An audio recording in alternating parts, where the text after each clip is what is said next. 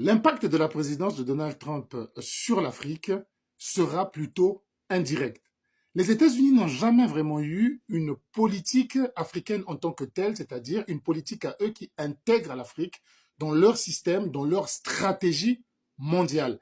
L'Afrique est, on l'appelle dans les relations internationales, l'angle mort du visuel américain. Ils ne le voient quasiment jamais. Ils peuvent s'en servir comme point d'appui pour regarder le reste du monde, comme la base américaine militaire que l'on trouve à Djibouti. C'est pour surveiller et réagir rapidement sur l'océan Indien et sur le Pacifique ou encore sur la péninsule arabique, mais ce n'est pas pour regarder ce qui se passe en Afrique. D'ailleurs, le corps militaire dédié à l'Afrique pour les États-Unis, l'Africa Corps, c'est le nom qu'a repris d'ailleurs Poutine pour son corps, a comme siège l'Allemagne et non l'Afrique.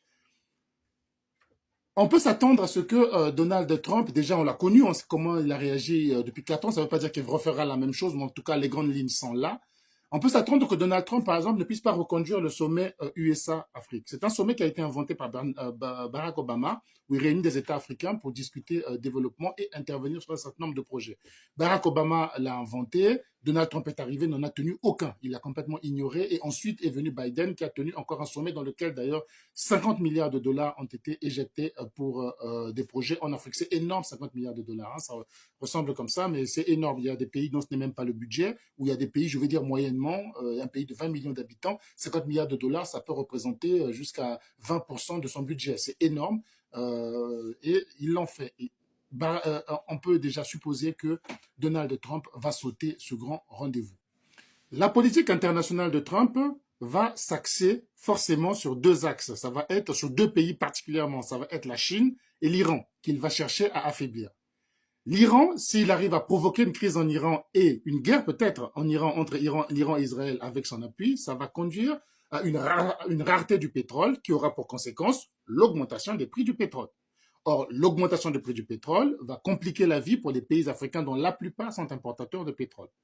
Pour ceux qui sont exportateurs de pétrole, ça sera une aubaine. Le prix du baril va augmenter, mais en même temps, le contre-coup, c'est que lorsque le pétrole augmente, le prix des matières que nous importons, parce que nous sommes tous des gros importateurs et les pays producteurs de pétrole sont encore plus gros importateurs parce qu'ils ont la devise facile, ces importations vont augmenter de prix parce que l'augmentation du prix du pétrole, c'est l'augmentation mondiale des transports, c'est l'augmentation mondiale de l'énergie, l'augmentation mondiale des coûts de production des produits manufacturés que nous achetons pour importer dans nos pays. Donc, ça sera un alourdissement de nos charges et un appauvrissement qui va s'installer dans nos pays. D'autre part, si Donald Trump s'en prend à la Chine, ça ne sera peut-être pas militaire, mais par des mesures commerciales, notamment en essayant de rapatrier la production américaine qui est commandée aujourd'hui en Chine pour la mettre sur le sol américain, ce que fait déjà Joe Biden, mais Donald Trump va l'accroître pour plusieurs raisons, pour éviter d'enrichir un potentiel ennemi, pour permettre à l'industrie américaine de reprendre et de créer de l'emploi à l'intérieur des États-Unis, etc. S'il le fait, il va également mettre des taxes commerciales aux produits chinois, justement pour réduire les importations chinoises vers eux, comme il va le faire pour l'Union européenne. Le contre-coup pour l'Afrique, ça sera quoi? Statistiquement, il a été démontré que une baisse de la production chinoise, une baisse de la production chinoise de 1%, conduit à une réduction du PIB de l'Afrique de 0,25%. Donc, si la Chine exporte moins, c'est l'Afrique qui va tousser. Alors, habituellement, lorsque les États-Unis prennent ce genre de mesures, ils essaient d'atténuer les contre-coups pour les pays pauvres en s'appuyant sur les organisations multilatérales, c'est-à-dire le FMI, la Banque mondiale, la FAO, l'UNESCO, l'UNICEF, où les États-Unis sont le principal contributeur. Parfois, jusqu'à 25% du fonctionnement de ces organismes dépendent des États-Unis. C'est 16% au niveau du FMI, par exemple, dépendent des États-Unis. Or, on sait que Donald Trump, qui promet réduire sa participation à l'OTAN, qui n'arrête pas de répéter que nous ne sommes qu'un pays parmi d'autres, a tendance à réduire également de ce côté-là la participation des États-Unis. Et c'est ce qu'il a fait pendant les 4 ans qu'il était au pouvoir. Et le contre-coup, la baisse du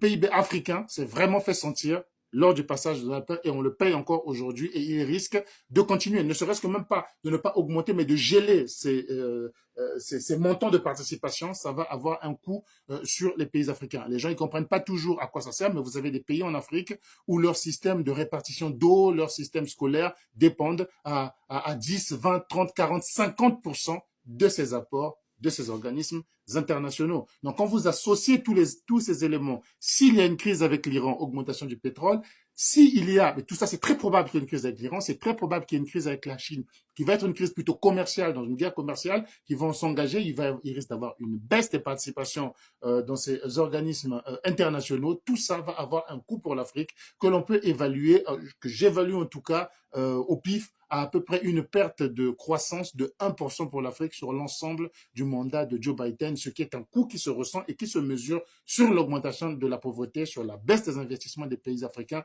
dans des secteurs porteurs tels que l'éducation, tels que la santé ou tels que l'emploi, voire même l'écologie. Nonobstant le fait que lorsque Joe Biden met des barrières douanières, il ne dit pas sauf pour les pays pauvres, sauf pour tel, il s'en fout complètement. Et donc l'Afrique, les pays qui commercent avec l'Afrique, ça va être difficile pour eux.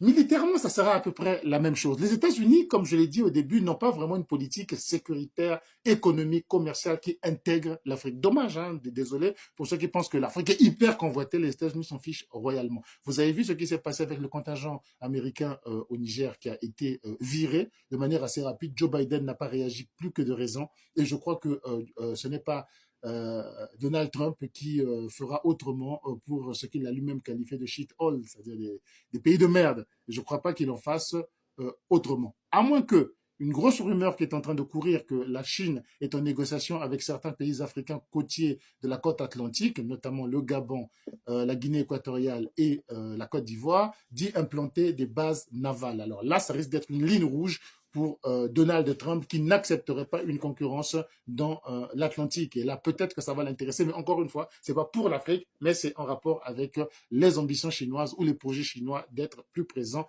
militairement.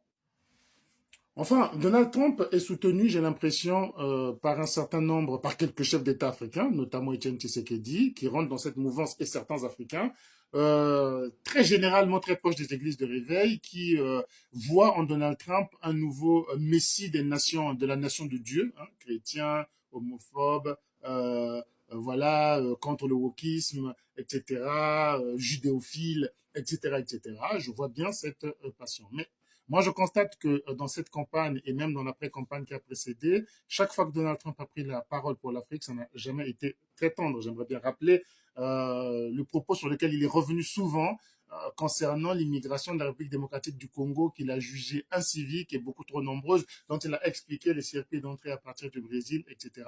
Et donc, quand on entend parler, quand il dit qu'il va organiser la déportation des sans-papiers ou des entrées illégaux dans son pays, comme on n'en a jamais vu dans le monde. Je ne crois pas qu'il s'adresse seulement à l'Amérique latine. Et enfin, j'aimerais également déplorer que l'Afrique aime subir le monde, ne prend pas les devants et n'explique pas au reste de la population ce qui se passe. Il n'y a pas de chaînes de télévision africaines qui ont mis en place des envoyés spéciaux aux États-Unis pour suivre cette élection, pour expliquer aux Africains et à leur population quels sont les impacts si Donald Trump vient, qu'est-ce qu'on a vécu quand il était là, que les gens comprennent un peu, parce que les gens ont l'impression, quelqu'un m'a même dit, oh, Donald Trump n'a aucun impact dans mon pays, c'est parce qu'il ne réalise pas que l'augmentation du prix de pétrole joue énormément sur son pays, parce qu'il ne réalise pas qu'une guerre quelque part à l'intérieur du monde pourrait avoir un impact sur sa vie. C'est tout simplement parce que nous ne suivons pas, nous ne regardons pas, nous attendons que nous subissions les coups. Et la nouvelle Afrique que j'espère, c'est celle qui va de l'avant, qui voit les choses venir